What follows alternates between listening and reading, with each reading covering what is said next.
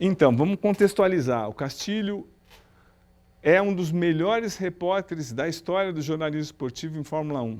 Casta, como é que você pode ser tão bom sem saber dirigir? Você usava de uma maneira sacana os fotógrafos. Conta essa história, por favor. Como é que não dá para entender? O mais engraçado disso não é cobrir Fórmula 1, se aproveitar dos fotógrafos e não saber dirigir. O problema era que eu trabalhava junto com o Luiz Carlos Seco, né? O jornalista excepcional, parte de indústria, de economia, na indústria automobilística e tal. E eu trabalhava com ele. Nessa época, a Fórmula 1 não era considerado um esporte para o Jornal da Tarde. A gente tinha lá uma mini editoria que cuidava tanto da parte de industrial, lançamento de carro, tal, parte econômica e também a parte de esporte, tal. O problema é que às vezes eu fazia teste de carro, aí é que eu usava os fotógrafos. E um dia um presidente da Chrysler que veio ao Brasil, ficou espantadíssimo com aquilo e perguntou para mim assim, mas você escreve sobre carro e não sabe dirigir? Aí eu falei que era uma exigência do jornal que eu fosse imparcial, que se eu soubesse guiar, eu perderia a imparcialidade. Ele ficou me olhando com uma cara meio na dúvida, ou não entendeu direito, mas foi muito divertido, tal, muito engraçado. Então, mas como que Mas eu vim depois, aí eu acabei sendo meio que forçado, né? Aí, alguns anos depois, eu tirei carta, tal. Então, mas não é uma coisa que eu faça nenhuma questão de dirigir. Mas como é que os fotógrafos, quem que contribuía para falar, olha, o arranque é bom ou não é bom? Qual que era a contribuição? Como é que se... O Vadeco, na avaliação. Oswaldo Luiz Palermo, conhece muito de automobilismo, dirige muito bem e adorava a Fórmula 1. Era meu parceiro em coberturas nacionais, internacionais, tal, corridas de Interlagos, das várias categorias, tal. Era o cara que me dava as fichas, tal. Casta, então, é legal que essas pautas que você fazia e faz, são absolutamente tranquilas, né? Como, que história é essa de levar um carro de Fórmula 1, desmontar peça por peça para mostrar como é que é isso, Casta? Não foi Fórmula 1, foi Fórmula 2. Ah, foi Fórmula 2? Foi Fórmula 2. Que ideia foi essa? Temporada de Fórmula 2. Aí eu achei... A Fórmula 2 teve Fórmula 3 aqui no Brasil, depois a Fórmula 2 foi quando, já com o Emerson, surgindo como ídolo, aquela coisa toda, Ronnie Peterson, que veio correr de Fórmula 2 e tal, aí eu resolvi que era uma coisa que precisava ter uma explicação para o público, o que era aquilo, entendeu? Aí eu consegui convencer o Ron Dennis, né, que depois foi o chefe de equipe do Ayrton Senna, nos 3 títulos dele. Nessa época ele tinha uma equipe de Fórmula 2 que chamava a equipe Trundle. Eram ele e um outro inglês, um engenheiro inglês e tal. E aí eu subi, os carros, Interlagos tinha uma outra configuração. Os carros não ficavam no box, tinha uma garagem enorme depois do último box de Interlagos, e os carros ficavam lá dentro. Eu combinei com ele topou fazer. Rondel, eu falei errado o nome da equipe. A equipe era Rondel, de Ron Dennis e Del de Neil Trundle, que era o engenheiro da equipe. Ele empurrou o carro, o fotógrafo subiu em cima da garagem, ele tirou toda a carenagem, o fotógrafo fez umas fotos de cima, o Vadeco, Oswaldo Luiz Palermo. Aí, aquela dificuldade, fomos para o jornal, revelou, eu pedi para ele ampliar, fez uma ampliação grande. No dia seguinte, eu voltei para Interlagos, tinha tudo combinado com ele, a gente foi tirando flechinha, peça por peça, quais são os detalhes mais importantes, como é que era o volante, como é que era a suspensão aqui, não sei o quê. Aí a gente fez uma coisa enorme do jornal, com fichinhas, com flechinhas indicando peça por peça, tal, né? Sensacional. E foi muito engraçado, porque numa das últimas vezes que o Ron Dennis veio aqui para São Paulo, né, ele saiu da equipe McLaren e tal, eu ampliei uma foto lá no jornal e entreguei para ele. Ele ficou impressionadíssimo com a história. Lembrar, eu peguei, dei a fotona para ele, fizeram um encarte legal Eu levei para o Ron Dennis, tá lá. Então, Casta, porque você teve acesso a pessoas importantíssimas ao longo da sua carreira de 55 anos. Mas agora, então, vou dar um pouco de ordem, assim, na desordem da minha cabeça. O que era o Jornal da Tarde? Que jornal icônico era esse? Por que né, fez tanto sucesso no esporte? Bom, E no esporte e no jornalismo... Eu acho que eu fui feliz, eu peguei principalmente essa fase dos anos 70 e 80, né? Final dos anos 60, 70, o jornal foi fundado em 66, né? Era engraçado, o Dino Sani, por exemplo, né, Sim, folclórico. Campeão mundial, né, pelo Brasil em 58, técnico bem sucedido e tal. Ele chamava assim, você é do Jornal da Tarde, um sotaque meio italianado, né? Ele jogou no Milan e tal. Parece um gibi, parece um gibi. Né? Mas ele achava que parecia gibi, mas as pessoas gostavam. Era um jornal muito bem ilustrado também, entendeu? Então, e era um jornal que explorava bem o esporte. Explorava, denunciava quando tinha as suas mazelas, aquela coisa toda. E visualmente era muito atraente, essa coisa que parecia gibi. Né? Para mim, se eu falo que um texto parece gibi, eu vou gostar, porque gibi é uma coisa legal, que você vê, entende, manuseia, sei lá o que e tal. Entendeu? E a leitura era fácil. A leitura, principalmente, entendeu? O texto não era formal, era totalmente informal, abriam fotos enormes. Nessa época, por exemplo, um pouco antes... cara que queria ver uma foto grande de coisa, comprava a Gazeta Esportiva Ilustrada, aquela revista que tinha, que toda a capa trazia uma fotona de jogador dentro, tinha umas fotos grandes e tal.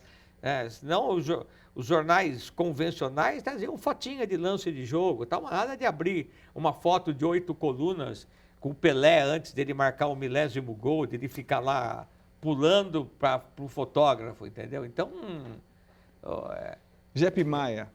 Que foi Jepe Maia fazendo os desenhos dos gols, você olhava ali, essa época você não tinha TV o tempo todo, tinha um jogo por semana, trabalhei em rádio, né? Trabalhei em rádio e sei a força que tinha o rádio, porque a TV não dominava tanto o business do futebol, tinha um jogo por semana, hoje em dia tem jogo o tempo todo, campeonato tudo quanto é lugar, da Arábia, não sei mais de onde e tal.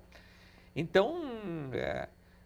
o cara que pegava o jornal, principalmente na edição de segunda, né? Porque domingo é o filé, né? do esporte, né? Para qualquer modalidade e tal. Então você tinha tudo ali, entendeu? Tinha tudo bem feito, bem desenhado, com fotos muito boas. Eu acho que a peso da... Na verdade, o Jornal da Tarde, de certa maneira, ele inverteu uma teoria que a foto, na verdade, ilustrava a matéria. Muitas vezes no Jornal da Tarde havia o contrário. Tá? A matéria ia explicar a foto. O que chamava era... a foto era o principal e a matéria, vamos dizer, que explicava a foto. Foi uma inversão, né, de uma coisa que era tradicional aqui, não só aqui, como em qualquer outro lugar. Tal. Então, essa maneira de apresentar o esporte foi muito forte. E não só esporte. O Jornal da Tarde apresentava bem a área de entretenimento, né? Com as páginas de variedades, com o Divirta-se e tal, e tudo isso. Então, aí vai perguntar, por que o jornal acabou? Acabou porque todo mundo começou a fazer mais ou menos a mesma coisa, entendeu? Aí teve uma série de outros problemas que, se for ficar discutindo, você vai levar anos, não vai chegar a uma conclusão. Mas aconteceu isso. Aí os outros jornais, os concorrentes, passaram a utilizar, sabe, criaram sessões parecidas com o Divirta-se. O esporte deixou de ser uma coisa uma abordagem tão convencional, passaram a se inventar muita coisa também. Então, aí os outros, aí acabou por causa disso, mas ele foi pioneiro. Então, Cássio, eu ia te perguntar, que é engraçado, porque nasceu numa casa muito conservadora, o Estadão era muito conservador, aí surge o JT na casa do Estadão, que pertencia ao Estadão, e rompe com isso, não é? Não era às vezes a gente concorria muito, o dinheiro era do Estadão e o JT, a gente corria por trás. Aí teve uma série de problemas que hoje em dia é fácil falar, na época não era. Não, mas ter nascido lá, Casta, ter nascido da casa do conservadorismo. Conservadorismo, porque os caras acham também devem ter chegado a conclusão, isso eu não sei, não saberia te responder, mas chegaram à conclusão que tinha espaço para fazer alguma coisa diferente. Agora, isso que você está falando é engraçado, porque Da concorrência. enquanto o jornal ficou lá na Major Quedinho, né, a rua que tem aqui no centro de São Paulo, do lado da Martins Fontes ali, as duas redações ficavam no 5º andar e tinha só um túnel que ligava as duas e os caras chamavam de túnel do tempo, tal. E que na alta madrugada você jogava futebol muito ali e tal. Improvisava um golzinho ali e tal. Aí tinha essa coisa toda, né, o Jornal da Tarde durante muito tempo foi da tarde, depois deixou de ser, porque circulava de manhã, mas era uma outra coisa, ele não Porque da tarde com o Estadão. saía de noite, né, Castro? Quê? O jornal saía de tarde, já é à noite. O jornal né? saía 3, 4 da tarde e tal. Então... Então, na verdade, o jornal pegava as pessoas que estavam não indo para o trabalho, mas voltando do trabalho, ou sei lá o que. Então, você não tinha, vamos dizer, nessa época, também um noticiário de TV tão desenvolvido e tal. Então, o cara queria saber o que tinha acontecido durante o dia, ele estava indo para casa, ele comprava o jornal, tinha muita coisa que aconteceu no mesmo dia, de manhã, no começo da tarde. Eu cansei de... E os jornalistas sofriam, trabalhavam de madrugada, a madrugada toda e tal. Mas aí essa questão do horário, que o jornal alguns jornais aqui em São Paulo já tinham feito essa experiência, não saía à tarde, o Diário da Noite chegou a fazer, a Gazeta um tempo, não a Gazeta Esportiva, a Gazeta que não era esportiva e tal, mas é difícil pegar. Então, por isso que o jornal, aos poucos, ele foi recuando no horário dele. A distribuição era difícil, né? Inglaterra, por exemplo, é muito comum os vespertinos. O cara compra o jornal à tarde, a hora que está voltando no metrô lá, ou comprava. Hoje em dia, não sei como é que está funcionando tudo isso. Mas aqui não... parece que tem alguns estados aí, e tem uma vantagem que a gente não usava, que é o tabloide, entendeu? Talvez se tivesse aplicado o tabloide no começo, tivesse dado mais resultado e tal. Porque os jornais ingleses são tabloide. O cara está no metrô lá, está com o jornalzinho ali e tal. É mais fácil até de manusear. Mas tem uma né? série de questões técnicas e de cair ou não cair no gosto popular. Mas o jornal era muito bem visto, né? Era muito bem visto e você... Todo lugar que você... Eu me lembro que o Castor, o José Eduardo Borgonov, que me trouxe e tal, ele, o Sandro, já falecidos, inclusive, ele... Às vezes ele fala assim, você não precisa de documento aqui, você entra com a credencial do Jornal da Tarde, você faz o que você quiser na São Paulo. Incrível. Você entra em todo lugar, o jornal, todo mundo te respeita. Eu ia tudo quanto é jogo de futebol, eu não usava credencial, não era CESP, era nada, era credencial do Jornal da Tarde e tal. O jornal era muito bem visto. Pois é, não, era muito bem visto, sim. A gente era convidado para participar de programa e tudo quanto é lado e tal. Então, influenciou várias gerações de jornalistas. Marcou muito. Com 12 anos eu falei, eu quero trabalhar no Jornal da Tarde, e deu tudo certo. Fez muita história, marcou então, mas, muito. Casta, milhões de matérias importantes. Conta 3 que te dão orgulho, Casta, que você escreveu, ou do Jornal da Tarde, algumas campanhas, para as pessoas terem ideia o que foi o JT. Bom, eu acabei ganhando um prêmio ESSO, né, junto com o Dir Cunha, a cobertura, que a gente trabalhou muito, foi os Jogos Pan-Americanos de Porto Rico. É uma cobertura variada, mas essa época eu estava muito envolvido com o esporte amador. Quer dizer, eu continuei fazendo Fórmula 1, só para ficar claro, mas eu não deixei de fazer outra coisa, né? Cobrir Copa do Mundo, cobrir a coisa. Lembrar de matérias assim que me Copa do muito Mundo, orgulho. Copa de 82, você chegou um mês antes e acompanhou toda aquela euforia e a derrocada. O que você pode dizer, Casta? A Copa do Mundo de 82, eu tive um trabalho extra, que além de tudo que aquilo, que eu fiquei o ano inteiro na Espanha, né? E trabalhando para o jornal e para a rádio, né? E fiquei montando mini estações em todas as sedes e tal. Não estava na derrota do Brasil, né? Aquela derrota que o Jornal da Tarde deu um menino chorando na capa, que marcou assim. Eu estava em Madrid, fiquei em Madrid, depois que eu estava lá meio como correspondente e tal, foi um down assim terrível, né? Para você ter uma ideia, em fevereiro daquele ano, o Tele foi assistir um jogo da Escócia, Espanha, com um amistoso lá tal. O Tele ficou em casa. Na sua casa? Ficou em casa. O jogo foi numa quarta, aí a gente ele sabia que eu estava lá em Madrid. Mas vocês se davam bem? Quê? Como é que era uma relação dessa? A sua relação com o Tele para sua casa, Casta? Não era nada excepcional, mas eu estava lá, eu fui cobrir esse jogo. Sim. O jornal me mandou, falou, o Tele tá aí, aproveita, vai lá. Foi em Valência o jogo. Acho que foi Espanha e Escócia. Aí eu fui lá, me aproximei do Tele, fiquei lá com ele. Estava também, inclusive, por acaso, Enzo Bearzot, técnico da Itália. Campeão. Os dois perto, um do outro ali e tal. Se cumprimentaram. Então, eu do lado. Eu e o Janus Lengel, que era o correspondente do Globo, grande jornalista. Tal, né?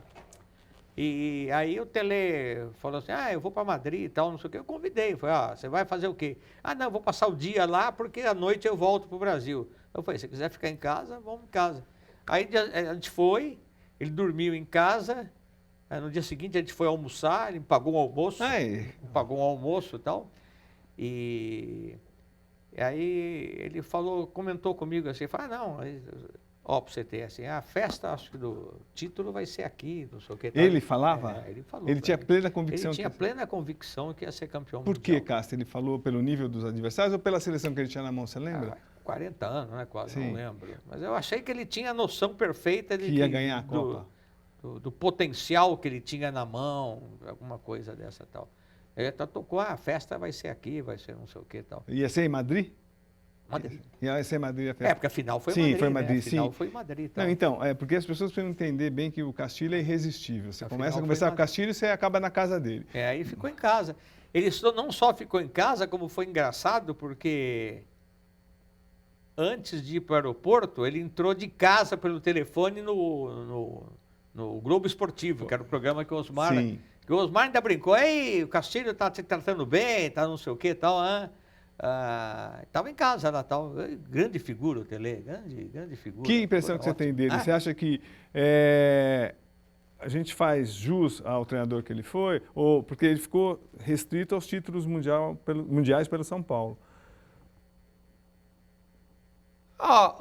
O que eu noto é o seguinte, né? Eu não sou exatamente um expert em futebol, né? Não, mas é a sua sensação. Eu acabei fazendo porque eu me dava muito bem com o Avalone me botava em tudo quanto é lugar, tal, né? Mas eu, na verdade, eu gostava de Fórmula 1 e gostava de vôlei, basquete, essas coisas, tal, né? Mas o que eu noto até hoje é que o pessoal fala muito mais da seleção do Tele, que foi eliminada, do que a do Parreira, que ganhou o título, entendeu? Isso aí é uma realidade. Pelo menos comigo acontece isso. Sempre fico vendo, Tele, todo mundo lembrando do Tele, lembrando da seleção de 86 menos, né? Sim, mas de 82 menos. Todo mundo lembrando. Tal, assim, tal.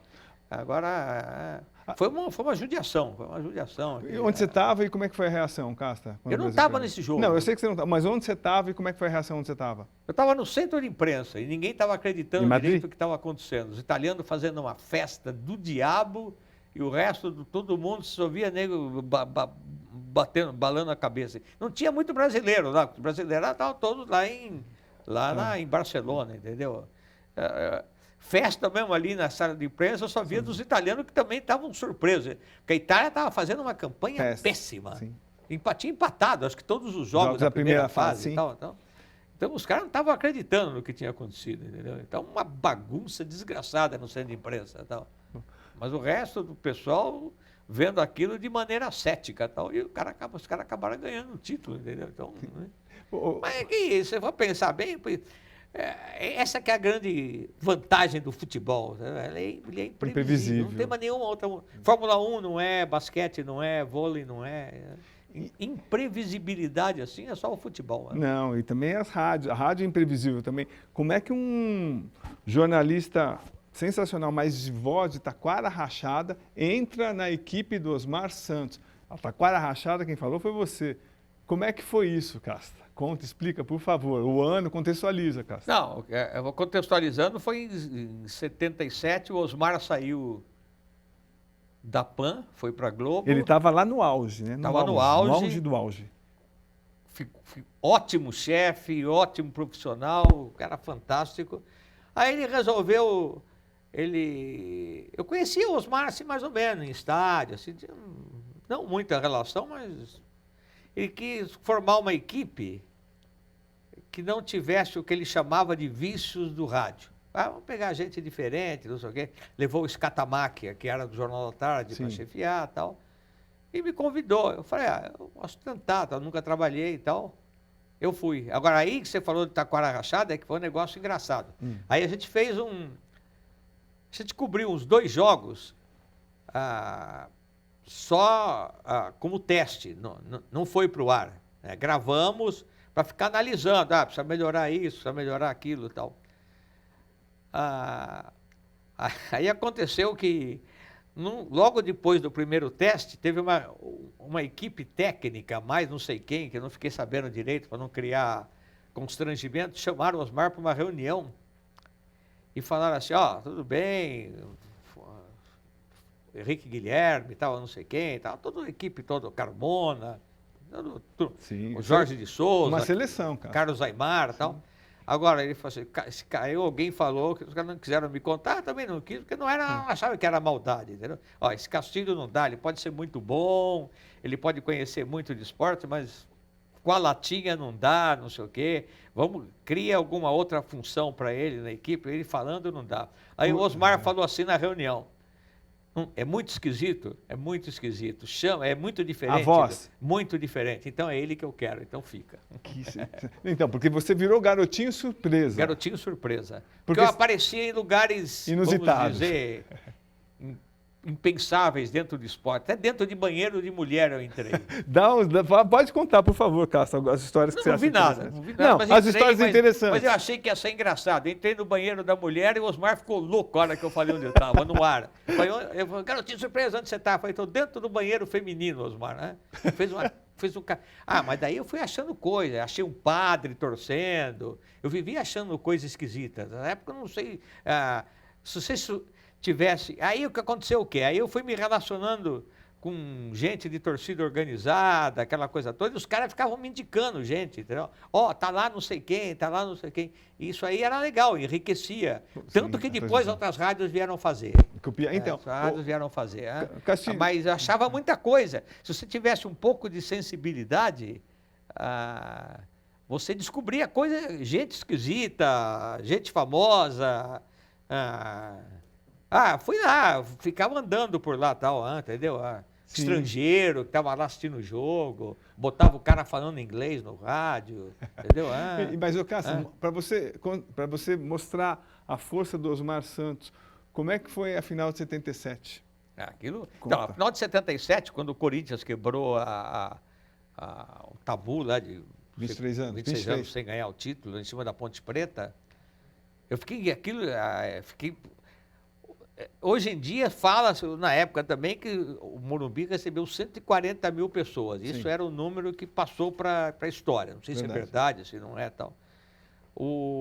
Começou a transmissão, depois de um tempo, o Osmar comandava o estádio. Ele falava, da minha direita, vamos gritar não sei o quê, na minha esquerda, vamos gritar. E o pessoal obedecia, entendeu? Significava o quê? Primeiro, o poder de comunicação dele era muito forte. Segundo, que tinha gente para burro com radinho, né? Radinho. Sintonizado. Ele não estava falando pelo alto-falante do estádio, ele estava falando pelo som da rádio. Então, entendeu? E era uma festa, aquela coisa do Osmar, porque estava sempre cheio de VIP, entendeu? Ia todo mundo lá dentro, na cabine. Tá? E aí eu fazia coisa. Eu lembro que eu levei uma vez, no início da carreira solo, o Ney Matogrosso. Tá. Aí foi muito engraçado que isso não foi no Morumbi, foi no Pacaembu. A cabine de rádio é baixa. Alguém aí depois foi falar para o Osmar, falou assim, o pessoal parou de olhar o jogo para ficar olhando o Ney Matogrosso. O Ney era aquela figura que não passava despercebido de jeito nenhum, né? E o Ney adorou, depois ele falou comigo. Sabe o que acontecia? Os caras iam lançar. Eu levei porque o Ney, para explicar. Estava lançando o disco, entendeu? Então, isso foi uma coisa que a gente inventou. Os caras usavam muito rádio. Rádio era o veículo para você lançar disco, né? Não tinha internet, não tinha YouTube, não tinha nada. Mas levar em futebol não acontecia. E futebol era a coisa que tinha mais audiência para a rádio, ou quase, ou mais do que várias coisas. Tal. Então, o Ney ficou impressionadíssimo, porque ele, com telefonema, tudo que ele recebeu depois, que um monte de gente viu, e você olhava assim ali nas numeradas, assim, toda hora que ele chegou e o Osmar falou, Ney Mato Grosso, meu irmãozinho, não sei o que e tal, todo mundo virando de costa pro jogo, que o Ney chegou já depois de começar a partida, aí o Ney, perguntaram pro Ney, o que você acha disso? Você, futebol é a primeira vez que eu tô vendo, mas todo mundo aqui parece cavalo de raça. Os jogadores, incrível. Agora, Casta, você ficou 8 anos na equipe do Osmar. Você cansou porque não dava para levar os dois? Como é que era a tua rotina? Foi exatamente isso. É difícil, entendeu? Porque os dois demandavam muito trabalho. Então, o Jornal da Tarde tinha muita coisa para fazer. Eu tive muita sorte que as duas chefias conversavam muito. Entendeu? Então, tudo bem, eles, de uma certa maneira, eles facilitaram um pouco a minha vida, entendeu? Na medida do possível, eu fazia coisas para que fossem boas para os dois lados. Eu ia cobrir um jogo, trabalhava para o jornal, trabalhava para a rádio. Mas às vezes não dava, entendeu? Então eu me lembro de uma vez que eu fui fazer uma Taça Davis no Ibirapuera e tinha que fazer uma abertura no Morumbi. Essa época eu estava de moto, tal, né? Aí aconteceu o quê? O jogo da Davis era do Kirmair, mas o jogo se arrastou assim, mas um monte. Chegou uma hora, estava com a Denise Miraço, né? Grande jornalista de esporte também. A Denise ficou no Ibirapuera, eu fui para o Morumbi, fiz a abertura, combinei com o Osmar, falei, não vou ficar no jogo, vou fazer a abertura. Fiz a abertura da jornada do Morumbi, voltei para o Ibirapuera, os caras estavam jogando para continuar e para acabar, e para fazer a cobertura. Esse dia, para o jornal, eu só escrevi sobre tênis e tal. Entendeu? Então, mas mesmo assim, chega uma hora, o desgaste é muito grande. Então, eu conheço outros jornalistas que fizeram isso, entendeu? Eu conheço vários que trabalhavam, mas chega uma hora, você tem que... Então, mas o Castro, você também foi privilegiado, você pegou duas empresas, duas equipes até que influenciaram todo o jornalismo esportivo, tanto na rádio quanto no jornal. E na sua visão, agora fixando, para terminar essa história do jornal, por que o jornal perdeu força, não só o Jornal da Tarde, o que aconteceu com o jornal? Qual a sua visão? Por que todo mundo esquece hoje do jornal? O jornal quase não existe no Brasil. Isso aí a resposta é chavão, né? Internet, né? Bom, esporte teve duas coisas, eu acho. A internet, obviamente, ela afetou muito a questão que isso não é aqui no Brasil, é no mundo inteiro, tal. Casta, então, como é que alguns jornais sobrevivem na Espanha, na Inglaterra, jornais esportivos? Seria utopia pensar num jornal esportivo de grandes reportagens hoje? O que você acha, Casta? Utopia não sei se é, não sei se seria, porque também essa questão de veículo de comunicação tem uma grande, que é meio salto no escuro às vezes, entendeu? Pode pegar, como pode não pegar. O que eu sei é que eu noto, que eu acompanhei sempre, que o Brasil nunca teve uma tradição muito grande de publicações com tiragens muito grandes, entendeu? A Argentina, por exemplo, teve, né? La Razón, Clarín, não sei o que, tiravam, embora a Argentina tenha a população menor que a nossa, as tiragens eram muito maiores, tal. Eu não sei hoje em dia como é que está. Eu realmente hoje em dia não acompanho tanto como eu acompanhava na época que eu trabalhava em jornal, que eu tinha mais um interesse exatamente focado nesse assunto, entendeu? Mas de uma maneira ou de outra, essa questão da internet e da TV afetou em maior grau aqui, menos ali, mas afetou, né? O mundo inteiro afetou. Eu via mais ou menos assim como uma possibilidade, essa questão dos tablets, né? Todo mundo tem o seu tablet, chega de manhã, abre lá tal. Não sei, também não sei se isso está vendo muito, se cresceu muito essa coisa. Sim.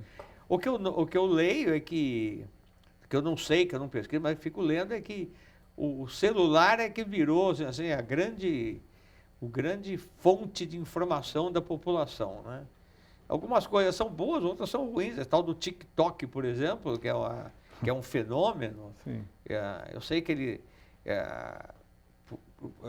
trabalho que as equipes do TikTok fazem, um detalhe é que o TikTok, por exemplo, leva 3 segundos para pegar o telespectador, sei lá, o internauta. Se ele não pegar em 3 segundos, não funciona, né? Ou seja, ele joga aquilo, se em 3 segundos ele não te fisgar, ele não vai fisgar mais, tal. E é tudo curto, entendeu? É tudo coisa de segundos. Ou seja, o cara quer lançar uma música, ele tem que trabalhar essa música de maneira que pegue o comprador, ou sei lá o quê, o cara que vai ver o show depois, ou que eventualmente vai comprar um CD, que não é uma coisa muito comum, ou vai acessar depois no Spotify, no Deezer, não sei onde, assim, por pouca coisa, entendeu? Então, é por isso que eu não sei se a gente está indo para a questão de comunicação é uma coisa muito minimalista demais, entendeu? Por exemplo, eu sou um fã do Bob Dylan, por exemplo. Bob Dylan grava música de 8, 9 minutos. Isso aí, hoje em dia, para quem acompanha TikTok, você precisa ver uns 500 TikTok para uma música inteira do Bob Dylan. Tal. Então, entendeu? Ô, Cássio, então, eu queria que você se aprofundasse numa conversa que a gente teve até agora fora do ar, em relação a uma grande cobertura jornalística que foi a morte do Senna. Como é que foi os bastidores do jornal e como é que você viu, como homem de Fórmula 1, como é que você viu todo o incidente, enfim, e a repercussão no mundo? Bom, o incidente foi aquela coisa horrorosa, né? Foi a única vez que a gente, ou a primeira vez que a gente vê uma morte ao vivo, né? A Fórmula 1 já era um fenômeno de TV, né? O Senna era um fenômeno dentro da Fórmula 1, né? A informação que me passava é que os 3 títulos do Senna, né, foram os 3 conquistados em Suzuka, no Japão.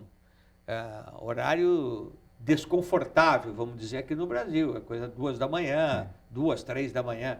Dava 50 pontos de audiência. Entendeu? Então, por aí você já tem uma dimensão. O jornal, essa época, eu estava chefiando lá uma gestão que juntava as equipes de esporte dos 2 jornais, do Estadão e do Jornal da Tarde. Em determinado momento, eu tinha 45 repórteres sob o meu comando, não sabia nem o que mandar mais para fazer e tal, entendeu? Tinha gente lá, obviamente, acompanhando o Lívio Oríquio, que estava acompanhando lá a cobertura. Ele voltou com o corpo local, no avião, né? Ele voltou com o corpo no avião, né? Exatamente. E eu tinha 45 repórteres quando aqui em São Paulo. Então, o jornal estava tirando uma média de 250 a 300 mil por dia. Tal. Se criou uma edição especial de segunda até o sábado seguinte, né? Que teve o enterro na quinta, aquela repercussão, aquela coisa toda. Então, foi de segunda a sábado. O jornal vendia impacto emocional muito forte, né? O povo chorando. Eu não fui em lugar nenhum, eu ficava dentro do jornal quase 24 horas por dia. Foi, assim, das coberturas que eu participei, foi uma das mais desgastantes, porque era emocionalmente muito pesada. Para você, particularmente, muito pesado, como é muito que foi? pesado. Porque você teve um acesso Eu ao me dava Senna. muito bem com o Senna. Então, O Senna, era? O Senna ia em casa, né, no meu aniversário, sabe? Chegou em casa, meu aniversário. E te deu um uísque. Eu corria com o Senna, cheguei a correr com ele no Constâncio Vaz de Guimarães, corria a pé, preparando o Nuno Cobra, que era o preparador. Me chamava algumas vezes que eu fazia algumas coisas e corria com o Senna. O Senna me chamando, vamos embora. O Senna era muito melhor, mais novo e muito mais bem preparado do que eu. Tal. Quem que era então, Ayrton Senna para você? Horror. Quem era? Porque, não, tirando o Senna, piloto mim, espetacular. O Senna, como piloto, era o cara que andava acima do limite. Antes de piloto, como é que era o ser humano? Porque a gente tem uma visão meio distorcida. Como é que você tem? O Senna era um cara que todo mundo, a gente achava que era marketing, mas não era marketing. Ele era um cara místico, ele era um cara profundamente místico. Assim, ele... A ponto de quê, Casta? A ponto de eu acho que ele estava até olhando para a cara dele no dia do acidente, estava prevendo o que ia acontecer. Acho que não seria nenhum absurdo se um dia se descobrisse isso. Ele falava que conversava com Deus, às vezes, correndo. Eu achei que ele sabia o que... O nível de misticismo é difícil você se aprofundar muito, mas ele era visivelmente Mas dá um místico, exemplo, você tal. que ficou próximo, Casta. Eu acho que ele sabia o que estava acontecendo com ele. Você acha que ele vivia sabia que ia falando morrer? Hã? Você acha que ele sabia que ia Acho. morrer correndo? Acho que ele sabia. Acho que ele tinha que o destino estava traçado para ele. A impressão que eu tenho. Eu não estava nessa corrida, hein? Sim. Isso eu estou vendo de relatos, de olhar foto, de olhar o jeito dele, assim, um pouco aéreo, um pouco antes de começar a corrida, aquela coisa toda. A cara dele no dia do acidente do Ratzenberger, que matou o Ratzenberger, depois a expressão dele quando no acidente do Rubinho também, que ele saiu correndo e tal. Então, ele tinha uma relação profunda, obviamente eu não tinha esse nível de intimidade com ele, nem sei se alguém tinha, porque eu nunca mais ouvi alguém falar disso, mas eu acho que ele tinha uma noção, assim, ele era uma pessoa, saía um pouco da questão terrena, técnica, mecânica e tal. Quantos anos de relacionamento você teve com ele, Casta?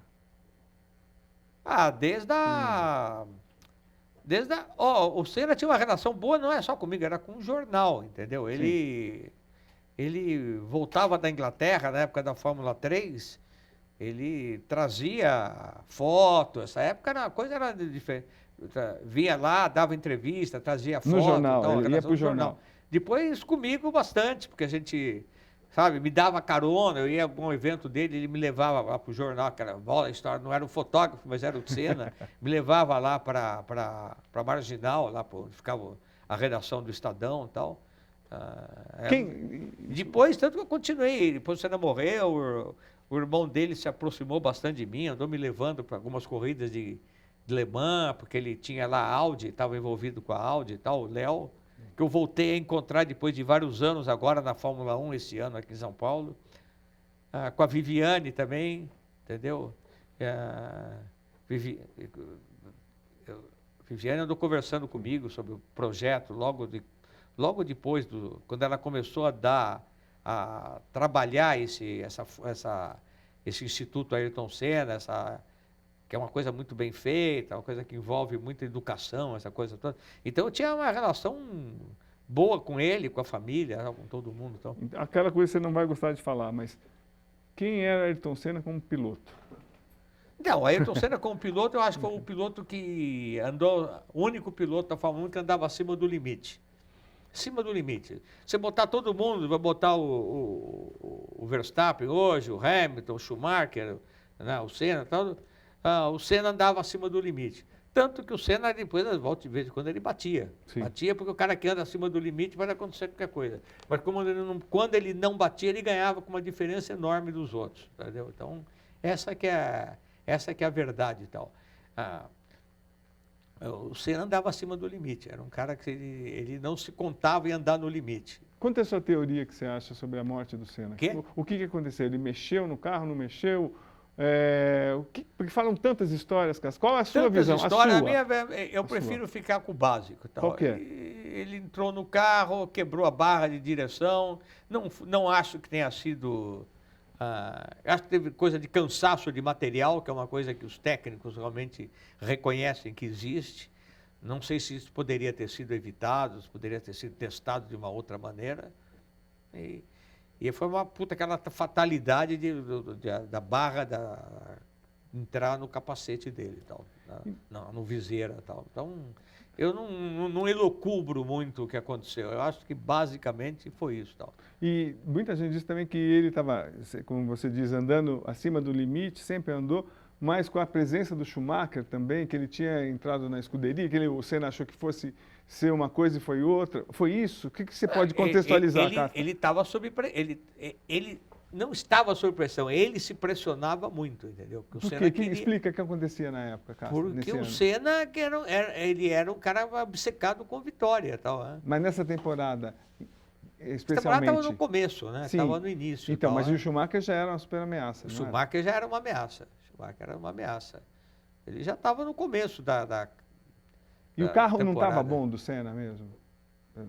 O pessoal, é fácil falar, eu achei que ele fez bobagem de ter saído da McLaren, podia ter ficado mesmo um ano difícil, a McLaren foi sempre uma grande estrutura, se ele ficasse lá, provavelmente ele ia voltar a ganhar título, o Senna era um cara, mas ele era um cara obcecado com vitória, ele não, entendeu, ele queria ganhar, então, ele nasceu, born to win, ele nasceu para ganhar. Casta, contextualiza os seus, dá a ordem dos seus 3, 4 melhores pilotos e por quê, de todos os tempos. Você que é um super especialista em Fórmula 1. Eu não vou fazer por ordem, porque é muito difícil você comparar. Não, mas para você, seu coração, Casta. Coração. Não, acho o Schumacher um cara fantástico. Vou colocar o Schumacher. Por que o Schumacher? Porque além de ser um piloto muito rápido, de ser um piloto tecnicamente muito bom, ele remontou uma equipe para ser campeão mundial. A Ferrari não era campeã desde 79, entendeu? A hora que ele chegou na Ferrari. Então, o que ele fez? Ele disse que ele marcou até hora. Você vai entrar tal hora, você vai entrar tal hora. Ele refez a equipe da Ferrari para ser campeão mundial. Ou seja, ele assumiu um desafio que ninguém queria assumir. A Ferrari tinha convencido, Piquet parece que foi convidado, não quis, não sei o que, tinha sido convidado. Ele assumiu, foi lá e ganhou. Ganhou 5 títulos pela Ferrari. Então, se eu fosse escolher um, eu escolheria o Schumacher. Então vai, segundo. Segundo, seu coração. Vamos fazer os 4, Casta.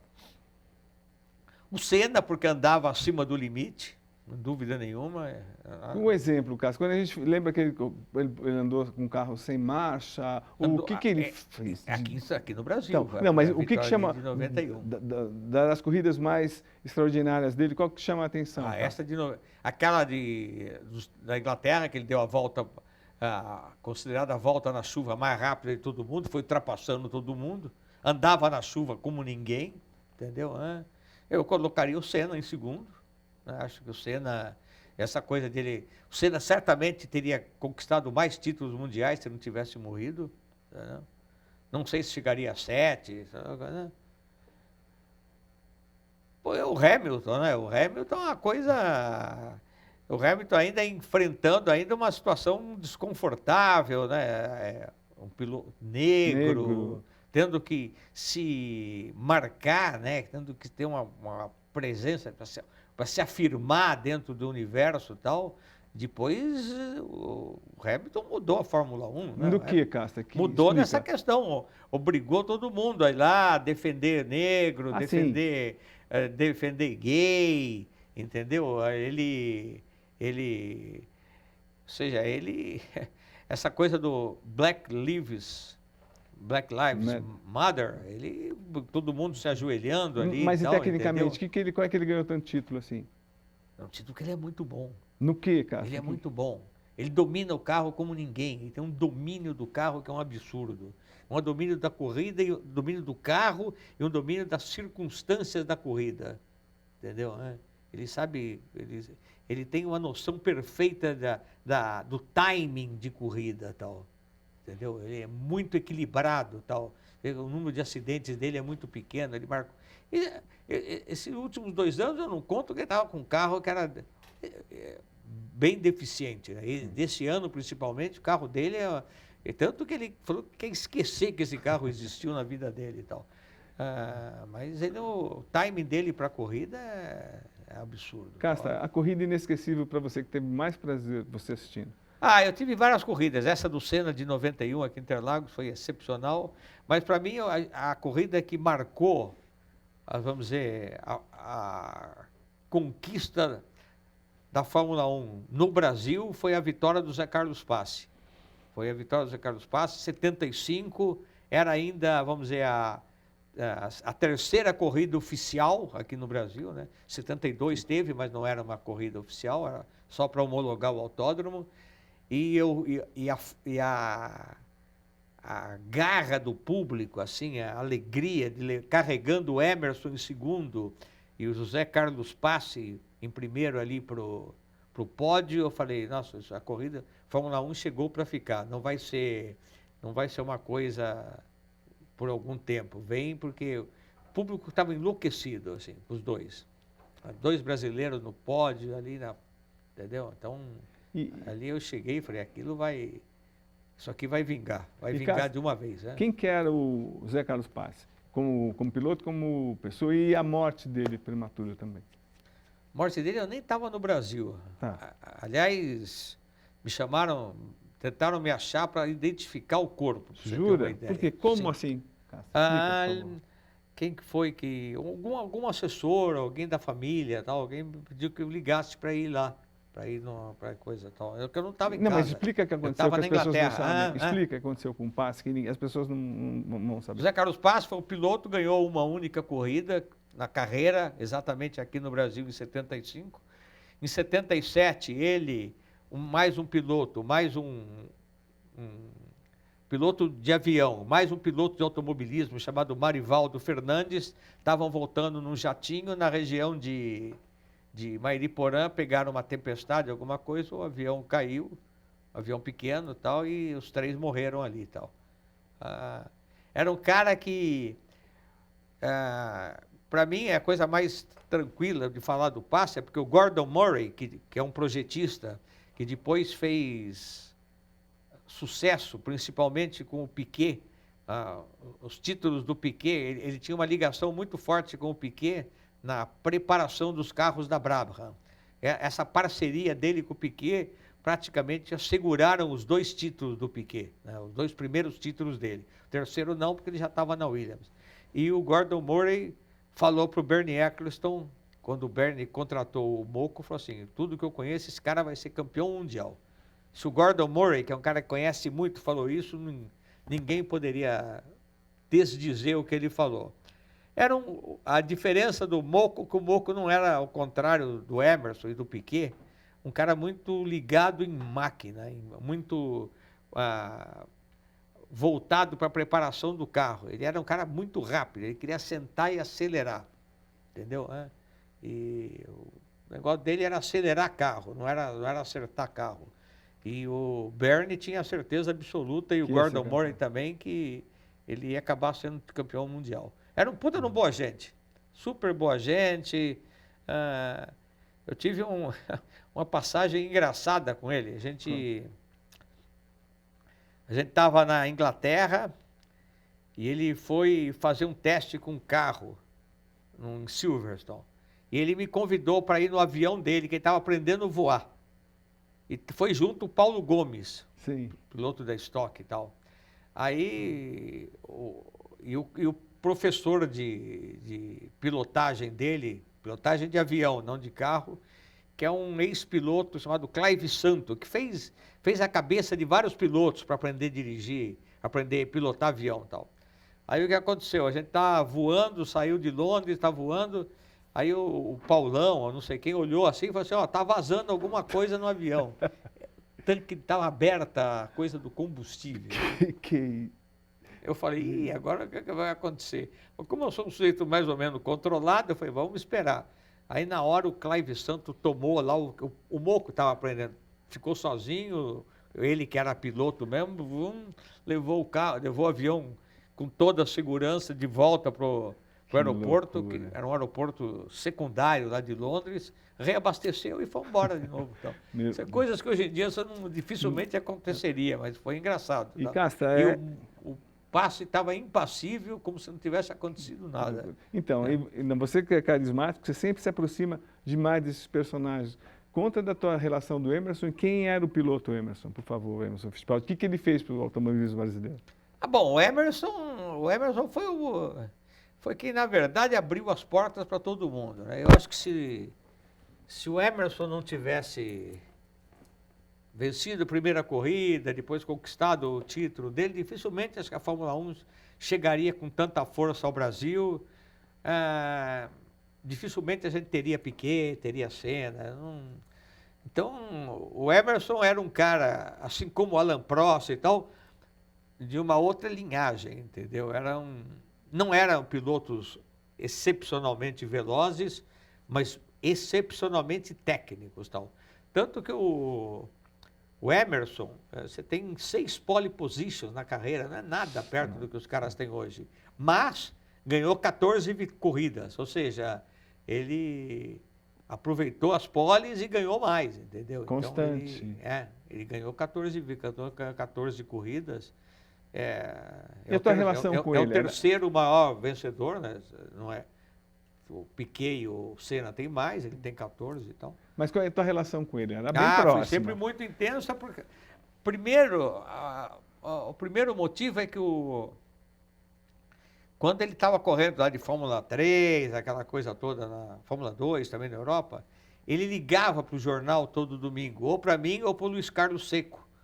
A família dele ia lá para falar, para aproveitar a ligação. A coisa era cara naquela época. Não era, a família ia para o jornal? Não era pegar o WhatsApp, ia direto. O pai, a mãe. O Barão, não é? O Barão ia, a dona Júzi ia. Então, começou assim, entendeu? Estavam lá. Então, mas reparte umas histórias que você viveu com o Emerson. Então, eles tinham lá na redação. Ficavam lá. Depois do Emerson passar o resultado, batia um papo com o pai, batia um papo com a mãe. Tal, tá assim, tá assado e tal. Então... Copersucar, o que foi o Copersucar? Copersucar é aquela velha história. Depois de acontecer, é fácil falar. O que eu acho que eles erraram? Eu acho que eles erraram principalmente em ter feito o carro no Brasil. Então era um carro brasileiro para a Fórmula 1. A ideia era essa? A ideia era essa. Eu acho que também o patrocinador tinha esse interesse. Mas acho que eles podiam ter feito tudo isso, mas usado uma base na Inglaterra, entendeu? Porque acontecia o quê, às vezes? Testes intermináveis em Interlagos, entendeu? O carro ficava rodando. Quebravam a peça, tinha que mandar buscar na Inglaterra. Aí 2, 3 dias para a peça voltar, para recomeçar os testes e tal. Esse eu acho que foi uma falha. Se pudesse corrigir o passado, essa eu corrigiria. Acho que ele tinha que ter montado. A Inglaterra era o centro, né, com exceção da Ferrari, mas não sei o que. A Ferrari era. A Inglaterra era onde tudo funcionava. O motor do carro era Ford, era motor produzido na Inglaterra e tal. A maioria dos componentes vinha da Inglaterra. O projetista, tudo bem. O de Villa, o cara super talentoso, tal, mas o equipamento era inglês, tal. Então, o que eu acho que errou? Acho que cometeria... Eu colocaria 2 erros principais. Primeiro, essa coisa de fazer lá, fazer aqui, que era muito mais complicado do que fazer lá. Tanto que depois de um tempo, mas aí já tinha perdido um terreno grande, eles acabaram mudando para a Inglaterra. Tal. Achei que deveria ter feito isso desde o começo. A segunda questão que eu acho que eles talvez tenham antecipado muito a contratação do Emerson. Eu acho que o Emerson deveria ter permanecido mais algum tempo, ou na McLaren. A Ferrari, o comendador, o Enzo Ferrari, adorava o Emerson, queria ter o Emerson na equipe e tal. Deveriam talvez ter deixado o Emerson, ele era novo ainda, tinha muito chão, provavelmente ia ganhar mais 1, 2 títulos mundiais, enquanto desenvolvia o próprio carro. Na hora que o carro da Copersucar já estivesse num ponto mais razoável, colocaria o Emerson lá. Ainda assim, o Emerson conseguiu ser segundo no Jacarepaguá, foi terceiro na corrida em Long Beach e tal, mas eu acho que foi prematura a contratação do Emerson. Mas como eu estou dizendo, hoje falar é fácil. Né? Então, mas a ideia foi de construir um carro brasileiro, ter uma equipe brasileira, de quem e por quê? Porque era um veículo de projeção muito forte. A Fórmula 1 projeta muito. E quem era a pessoa que estava por trás com o dinheiro, com tudo, Castro? A Copersucar, né? Então. A própria Copersucar, tanto que ela bancou todo o projeto e tal. Era uma coisa de tecnologia nacional, estava lá envolvido um pouco daquela coisa do Brasil grande, do regime militar. Regime militar, então isso que eu ia falar. O Geisel foi para o lançamento do primeiro carro, estava lá o Geisel e tal. Então você acha que o Emerson perdeu uns 2 anos de carreira com esse carro? Ele ganharia mais uns 2 títulos, eu acho. Ele tinha condição tranquila. Tanto que ele conseguiria, como o que acontece, ele acaba a carreira dele na Fórmula 1, ele vai para os Estados Unidos, ganha o campeonato da Indy, ganha 2 vezes as 500 milhas de Indianápolis. Isso aí é mais do que suficiente para provar que ele certamente continuaria vencendo na Fórmula 1 se não tivesse entrado no Copersucar. Uma figura controversa, Nelson Piquet. Quem era Nelson Piquet na tua visão? Como piloto, como pessoa, dá a sua... Cara muito sarcástico, né? Super sarcástico. Eu tive até uma certa dificuldade de relacionamento no início com ele e tal. Por quê, cara? Ele Não, tinha... conta o que aconteceu. O que aconteceu? Ele te deu Não, uma atravessada? ele achava que os jornais, de uma maneira geral, os jornalistas, que eles privilegiavam muito o Chico Serra, porque na época os dois estavam competindo na mesma época, que o Serra tinha mais destaque do que ele, coisa mais ou menos desse tipo, tal. Mas aos poucos eu fui me relacionando com ele e tal, mas ele é um cara muito irônico, muito sarcástico, muito técnico para preparar carro, tá vendo? Assim como o próprio Senna, o Emerson, não são ricos, tá vendo? Conquistaram tudo aquilo próprio suor do próprio rosto, tal. Era uma outra época também, tal. Mas era um cara meio amargo, assim, né? O Piquet era um cara amargo por conta disso. Isso explica a rivalidade dele com o Senna? Por que essa rivalidade, quando eles poderiam, teoricamente, tudo brasileiro? E os dois, aí... Eu nunca vi nenhum lugar também com dois pilotos do mesmo país que a coisa tenha rolado muito bem. Fórmula 1 é um esporte ultra individualista, né? O Senna surge com um sujeito mais afável, mais simpático, o Galvão Bueno ajudando, levanta muito a bola dele, também, se é que precisava levantar, que também o Senna sozinho já levantava qualquer bola e tal. E começa aquela ciumeira de um lado, de outro tal. Essa rivalidade, na verdade, foi uma bobagem, né? Uma coisa que... Mesmo porque quando o Senna começa a ganhar, o Nelson já estava mais ou menos desinteressado naquilo e tal, né? Entendeu? Estava cumprindo tabela, se assim se pode dizer tal. Mas por que ele perdeu interesse, Castro? Quê? O Piquet. O Senna, o Piquet ganhou o que ele tinha que ganhar. Depois do terceiro título, já havia aquele... Entendeu? Tinha feito o que tinha que fazer e tal. Não, E eu vi você elogiando muito o Rubinho, que ele preparava o carro para o Schumacher. Você acha que o Rubinho é injustiçado pela gente? O Rubinho é injustiçado porque essa coisa de ter virado personagem de piada, isso aí se arrastou muito, entendeu? O problema é o seguinte, é que quando você tem um cara que é tricampeão, campeão, qualquer outro cara que não chegue nisso, seleção brasileira, por exemplo, é vice-campeão mundial, os caras vão achar muito ruim, não quer dizer nada. Se você pegar Peru for vice-campeão mundial, Portugal, sim, Grécia, os caras vão comemorar que nem o diabo. Então Fórmula 1 tem isso. O Rubinho e o Massa, os dois ganharam 11 corridas cada um. Você vai pensar bem, é mais do que vários campeões mundiais. Sabe, Keke Rosberg, tem vários caras que não ganharam 11 corridas e foram campeões mundiais, entendeu? O que eu acho que o Rubinho aconteceu, eu acho que ele superou, mas essa coisa marcou muito, a coisa de Rubinho, pé de chinelo, tal, uma coisa que foi criada dentro da própria TV Globo, que eu sempre achei uma coisa meio sem pé nem cabeça, assim, uma coisa desnecessária, porque ele estava ganhando corrida, era um cara respeitado dentro da Fórmula 1. E eu acho que, impressão minha, porque eu não tenho informação, mas que a Globo deve ter aprendido a lição, portanto que o Massa, que teve uma carreira muito parecida com a do Rubinho, que também ganhou exatamente o mesmo número de corridas, não teve, vamos dizer, o mesmo tratamento, entendeu?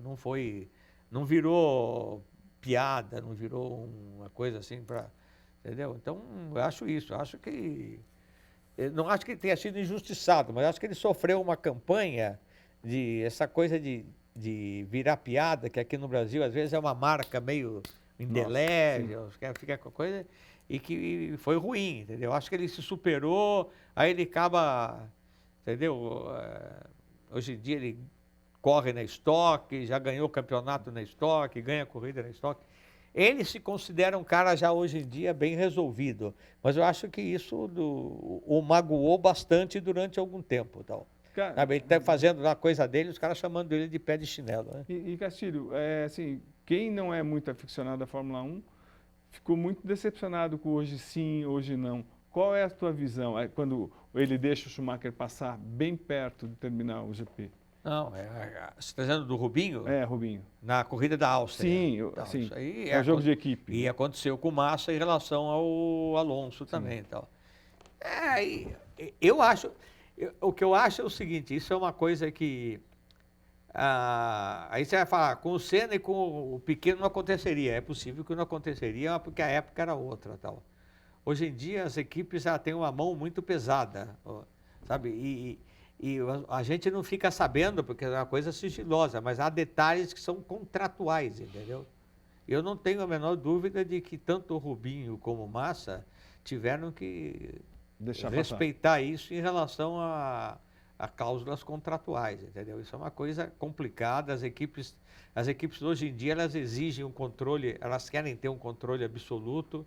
É um esporte muito difícil, esporte difícil porque corre muito dinheiro, a rivalidade é muito grande, e qualquer escorregada é perigosa, tal. Então, mas eu acho que é isso, entendeu? Mas é ruim. Para o esporte é ruim, você vai analisar para o esporte. Sim, deixar o outro ganhar. Mas não tem acontecido mais com...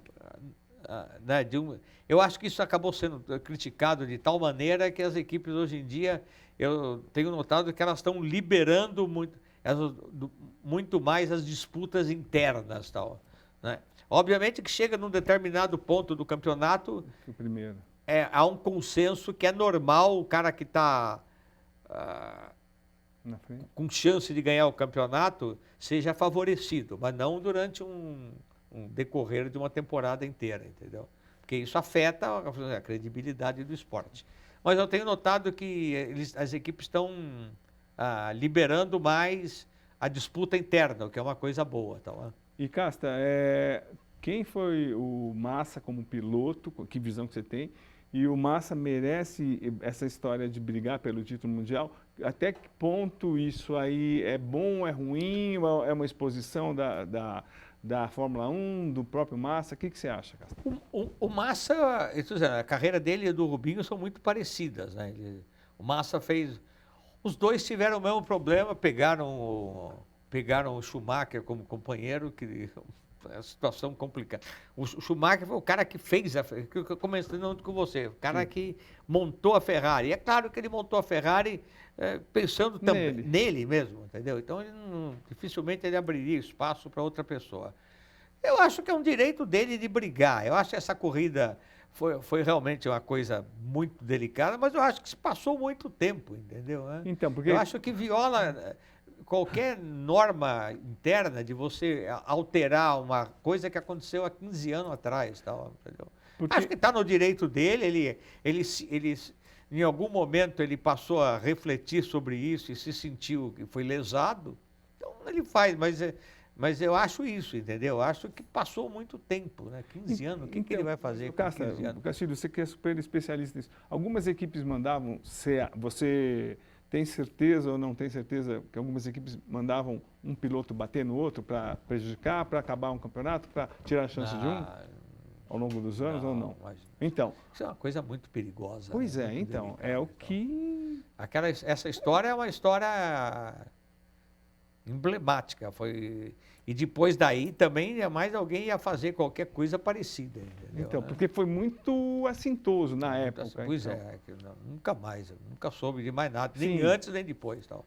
Tá. Agora, por exemplo, quando dizem que o Prost e o Senna também bateram para ser campeões, isso está na regra? O que você acha? Não está na regra, mas de qualquer forma, um deu o troco para o outro. Então, acho que ficou por ali. A Fórmula 1 tem mudado muito nessa coisa. Né?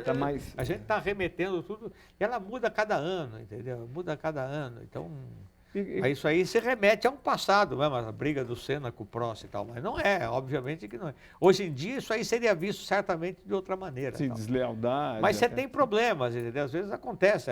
O título do primeiro do Verstappen, com aquela corrida final lá em Abu Dhabi, até hoje é motivo de polêmica. Então... E Casta, olhando para o nosso quintal aqui, muita gente diz que, você que acompanha de perto demais, que houve um grande desinteresse com os nossos pilotos brasileiros não mais competindo para valer, não conseguindo chegar para ganhar no Brasil da Fórmula 1. Como é que você vê do outro lado? É justo, não é? E por que o Brasil não forma mais pilotos? Esse é um problema complexo, entendeu? A Fórmula 1 hoje em dia, o funil ficou muito estreito, né? Você tem... ela se tornou uma categoria de muita dificuldade. Então, cara, como é que o piloto chega... A Fórmula 1 tem um problema, motociclismo também tem. Não necessariamente o cara que é um excelente piloto vai conseguir chegar lá. Se você tem um tenista, por exemplo, ou um velocista qualquer, ele vai disputar golfista, sei lá o quê, vai competir aqui, vai competir ali, uma hora ele vai explodir, entendeu? Na Fórmula 1, você precisa ter um patrocinador que interesse por você, entendeu? Essa é a primeira questão. A empresa X tem interesse no Brasil, então você tem se você for brasileiro, você tem uma possibilidade melhor, entendeu? Se você for argentino, você vai ter possibilidade menor, entendeu? Então, isso que eu estou dizendo, não necessariamente você vai ter um lugar garantido, embora você tenha conquistado vitórias nas categorias de acesso, isso não te assegura, vamos dizer, uma vaga na Fórmula 1. Não, entre os 20 pilotos. Então você precisa ter o quê?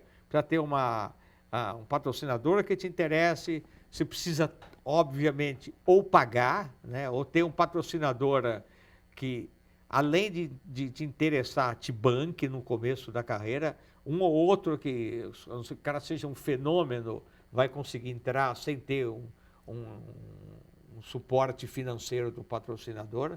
Então é coisa que antes não existia, entendeu?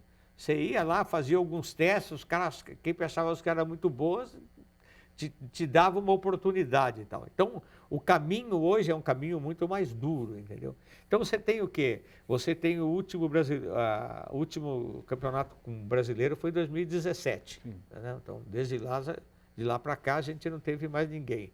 Tem alguns candidatos, estão aparecendo, não sei o que mais, mas ainda sem nenhuma segurança que vão conseguir chegar em algum lugar. Você vai analisar quem? Felipe Drogovic tem feito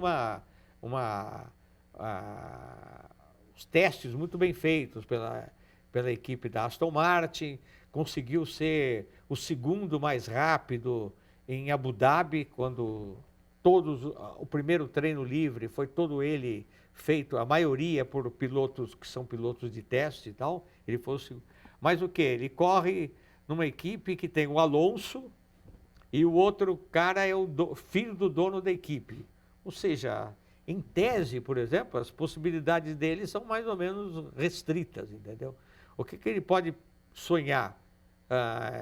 Vou continuar fazendo o teste e de repente uma outra equipe chama. Poderia acontecer.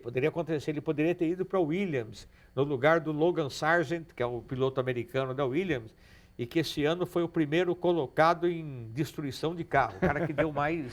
Tem um ranking. Foi o cara que deu mais prejuízo na Fórmula 1, então, o cara que mais bateu. Poderia ter ido, mas a equipe, por alguma razão, que também tem interesse no mercado americano, renovou com ele e tal. Aí, entendeu? Então, esse é o que estaria, em tese, é o que estaria mais próximo. Tal. Agora vem aí o Gabriel Bortoleto, fez uma temporada excepcional na Fórmula 3, ganhou a Fórmula 3, mas o salto da Fórmula 3 para 2 é mais ou menos grande. Vamos ver como é que ele vai se dar na Fórmula 2 para ver se abre uma possibilidade de caminho. Ele está como piloto de desenvolvimento da McLaren. Vamos que ele faça uma excelente temporada de Fórmula 2 em 24 e tente pular para a Fórmula 1 em 25, vai depender da McLaren, que está com 2 pilotos que tem contrato a longo prazo. Quer dizer, difícil, né? Então, é isso que eu estou dizendo. É uma coisa... E outra coisa, não tem aparecido grandes talentos. O Verstappen é um fenômeno. Esse é um cara que possivelmente vai... Precisamos esperar só um pouco mais para ver se não é aquela história de piloto de um carro só, que foi o que aconteceu com o Vettel, o Sebastian Vettel. Era um fenômeno e tal, mas na hora que ele saiu da Red Bull não conseguiu fazer mais nada. Tal. Então vamos esperar se o Verstappen também não é um piloto de um carro só. Né? Aliás, o Piquet falando nisso, falou assim, ele é genro do Piquet, né? O Piquet falou assim, agora ele é muito bom, né? O cara é isso aí, mas vamos ver também que precisava ganhar com outro tipo de motor, não sei o quê, ou seja, sabe, não? Ou seja, o cara para que não ficar... Tudo bem, ganhar com um carro hoje em dia da Red Bull com motor Honda, você ganha. Certamente algum outro piloto ganharia também, entendeu? Se o Hamilton tivesse com esse carro, provavelmente seria campeão mundial. Ou o Russell, ou o Lando Norris, qualquer um deles. Tal. Então a situação do Brasil é essa. Agora, tem outra coisa que eu esqueci de falar, que é importante. Até a época do Senna, um pouco depois, o Brasil mandava muito piloto para as categorias de base na Europa. Hoje em dia, por conta do custo, essa coisa toda, eles não vão. Tanto que alguns começaram a se bandear para os Estados Unidos, entendeu? Que agora também ficou caro, então também tem isso, entendeu? Aquela época você tirava a qualidade, iam meia dúzia de pilotos e um deles que era excepcional. Hoje em dia você conta, você sabe no dedo.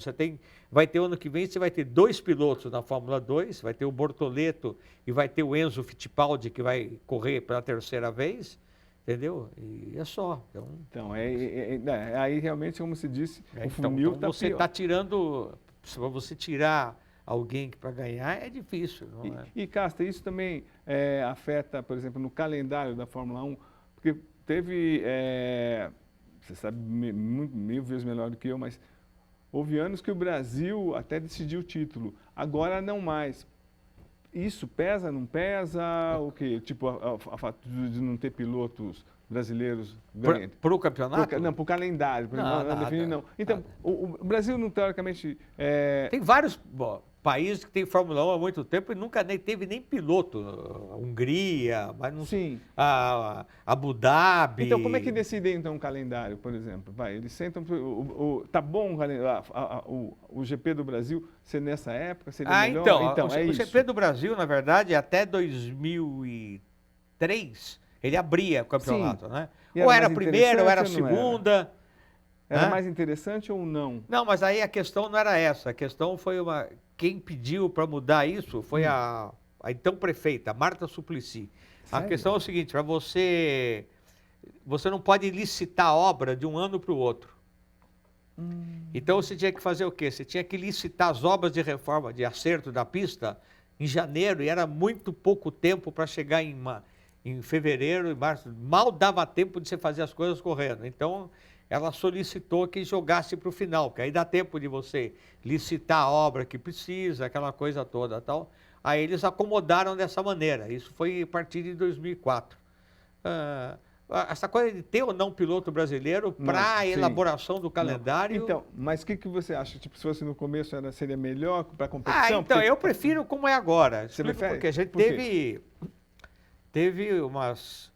2 do Alonso, 1 do Jenson Button, 1 do Vettel, ou do Hamilton, todos esses títulos decididos aqui. Tem 6 títulos mundiais que foram decididos no GP daqui, entendeu?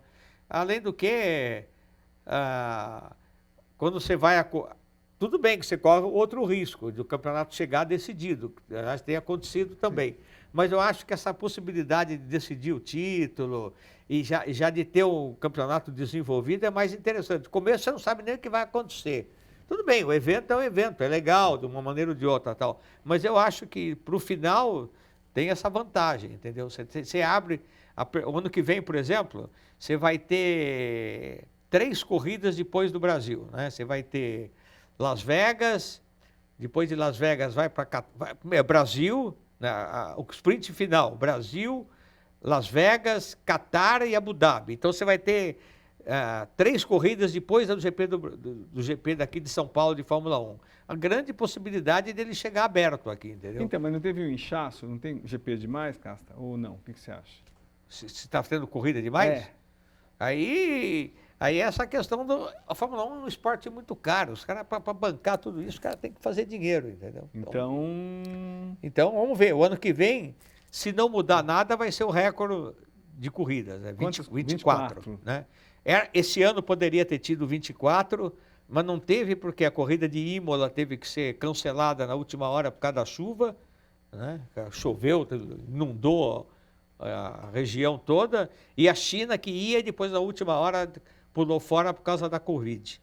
O ano que vem, Entendi. a China está, até a prova em contrário, está confirmada. Então, deve ter 24 corridas. Tal. Aí vai ser um teste, vamos ver para as equipes. Tal. Mas Fórmula 1 é um esporte que precisa de dinheiro, precisa de... E sabe o que acontece? É isso que é um detalhe importante. Ela ainda não atende todo mundo, que você tem fila. Turquia tinha o GP, perdeu, quer voltar. Portugal teve, quer voltar. Malásia teve, quer voltar. A Arábia Saudita já tem quer fazer uma segunda corrida em Riad. Eles estão construindo um centro lá de não sei o que, querem fazer uma... Então você tem... Pro país é bom, né, cara? A Colômbia tentou, não conseguiu fazer uma corrida em Barranquilha. Então, pro país é bom, né, cara? O país é bom, o país é bom. Aí você tem você tem 6, 7 países que estão na fila. Nova York queria fazer uma corrida com o skyline a corrida ia ser em Nova Jersey com o skyline de Manhattan. Que sensacional. Madrid deve substituir Barcelona agora a partir de 26, fazer uma corrida de rua. Ou seja, proposta não falta, entendeu? Então, não sei como é que eles vão fazer no futuro, porque tem muita gente querendo. Mas o país é bom. São Paulo ganhou 1,6 bilhão, foi o lucro, foi a injeção de dinheiro na cidade. Nossa Senhora, então... Injeção de dinheiro.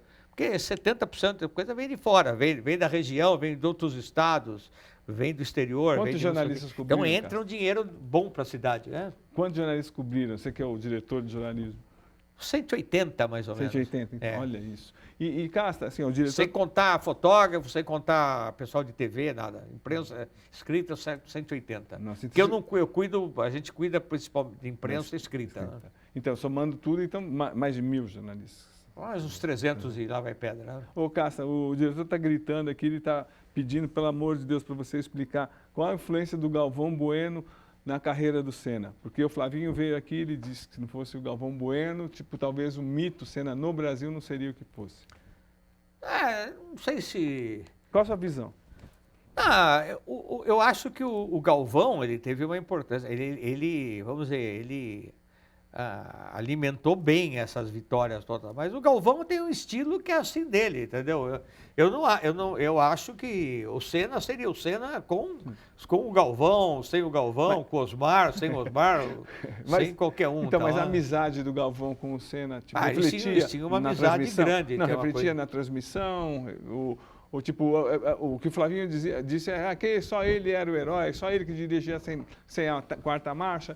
Ele disse que um monte de piloto fazia a mesma coisa. Pois é. Eu acho que o Galvão tem uma marca registrada dele, que é essa coisa assim, ufanista.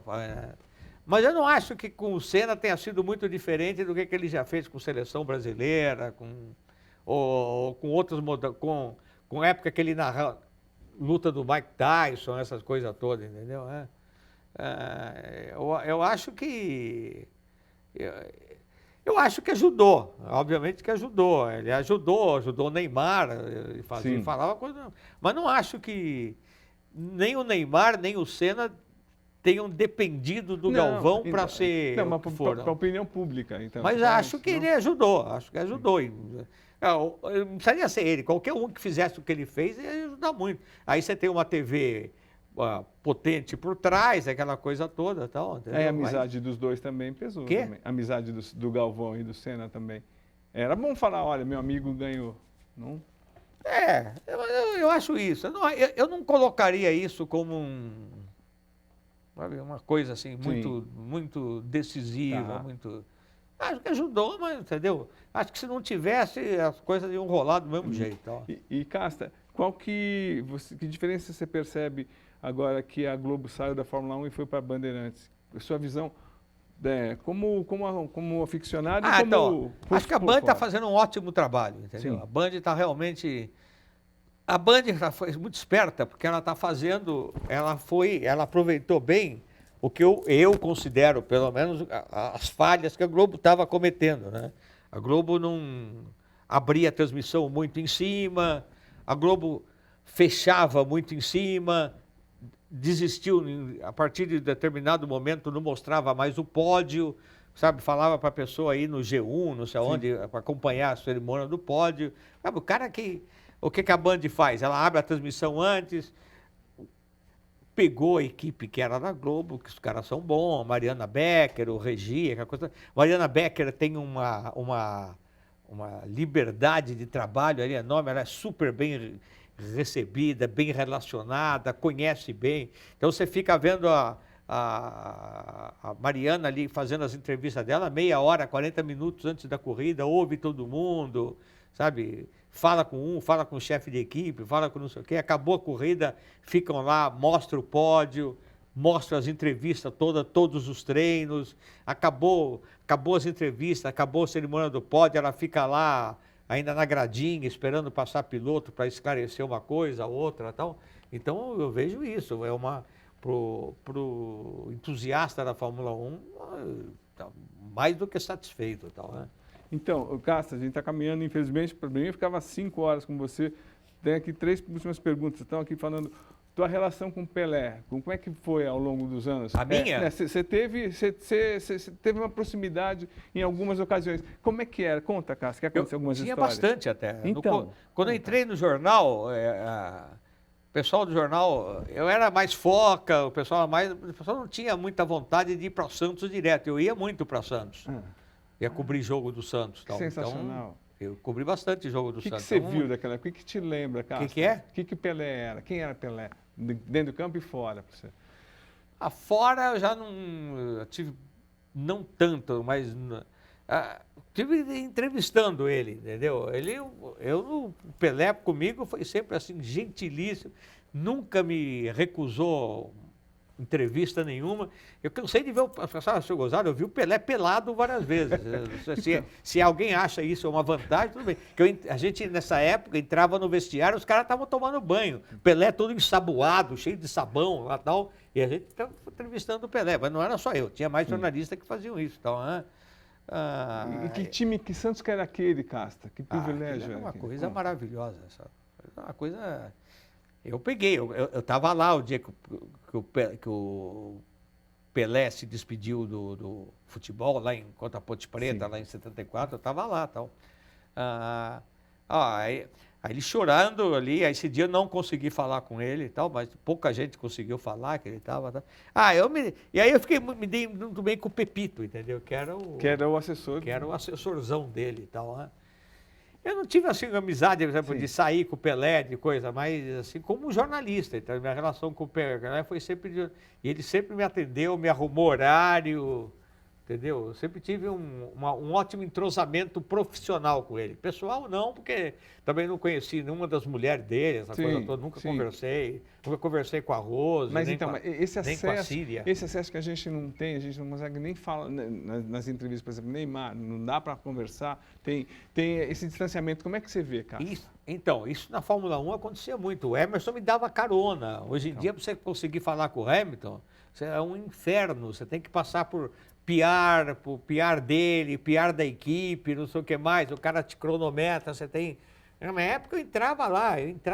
O Rony Peterson me pegou uma vez em Mônaco, me levou para a Suécia, no intervalo de 2 corridas. Fiquei com ele lá. Com ele, me dava bem com a mulher dele, que gostava do Ingmar Bergman, do diretor de cinema também. Ficavam conversando comigo. E falou assim, vamos lá, vamos passar uma semana na Suécia. Fui com ele para a Suécia, depois voltei. Isso aí não tem mais, professor, acontece isso aí. Mas aí não é só com futebol. Isso na Fórmula 1 ficou uma coisa super difícil. E como é que reflete isso para quem está acompanhando, tipo, essa distância?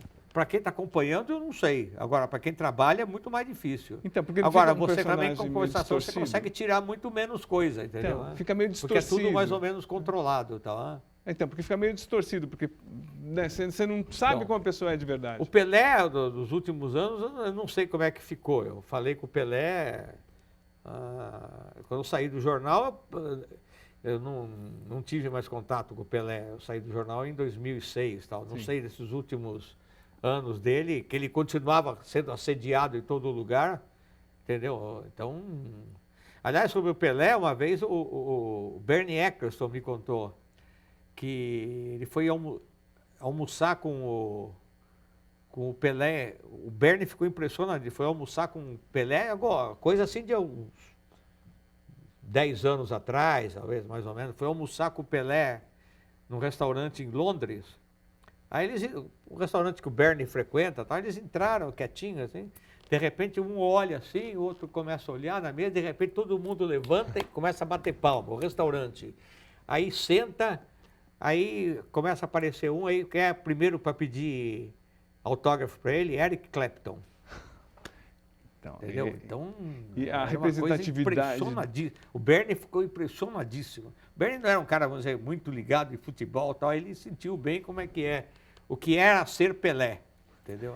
O que era ser Pelé. E Casta, olha, 55 anos de carreira, que foram esses 55 anos, que são esses 55 anos, e que legado você acha que você deixa para o jornalismo esportivo? Legado, acho que nenhum. Não é, Sim. não faz parte da minha. Não, o que eu acho, de vez em quando eu faço palestra em alguma escola, tal, entendeu? Então. Eu tenho alguma dificuldade hoje em dia de falar muito, porque a metodologia mudou muito de trabalho, entendeu? Então isso é uma coisa que a gente estava conversando antes, tal. Eu acho que as coisas não são hoje em dia muito bem apuradas, acho que faltam textos legais, tal, mas ao mesmo tempo eu falo isso como uma coisa ideal, porque eu não sei se tem espaço para você fazer mais isso direito, né? O cara tem que publicar coisa rápida, mas houve 5 minutos depois, a coisa tem que estar ao acesso do público e tal, entendeu? Então, legado acho que nenhum. É tentar fazer a coisa da melhor maneira possível, se relacionar bem, né? Acho que a relação, você colocou isso várias vezes, tá? Eu sempre preservei muito um bom relacionamento, evitar rusga, evitar briga. Se fizer uma crítica, uma hora, se puder explicar por que você fez a crítica, você faz. Você não precisa se limitar também a só passar pano, mas também você precisa saber também como lidar com a coisa, como tratar as pessoas, entendeu? Isso vale em qualquer situação, né? Não precisa estar, a imprensa está bem ou está mal, tal. É você cultivar esse tipo de relacionamento que também tem um lado prático, vão ser suas fontes durante muito tempo, entendeu? Você precisa saber cultivar a fonte, tratar bem, entendeu? Às vezes, omitir algumas coisas faz parte do jogo, não adianta você querer também dar só murro em ponta de faca, entendeu? Então, eu acho isso. Minha carreira, eu pautei muito por isso, por bons relacionamentos, por não criar área também, porque também a coisa que eu fazia não provocou uma situação extrema, entendeu? Mas se você puder evitar, é o ideal, entendeu? Cultivando, se relacionando bem, não só com entrevistado, mas com colega, com profissão. A profissão meio difícil, né? Não é uma profissão que as pessoas enriquecem, não é uma profissão muito bem paga, então tem tudo isso junto e tal. Faria tudo de novo, Casta? Faria tudo de novo? De outra maneira? Eu faria. Eu ia, na verdade, quando eu desviei para o jornalismo, eu ia fazer letras clássicas. Minha ideia era estudar grego e latim, que eu tinha um professor de latim que fez minha cabeça e tal.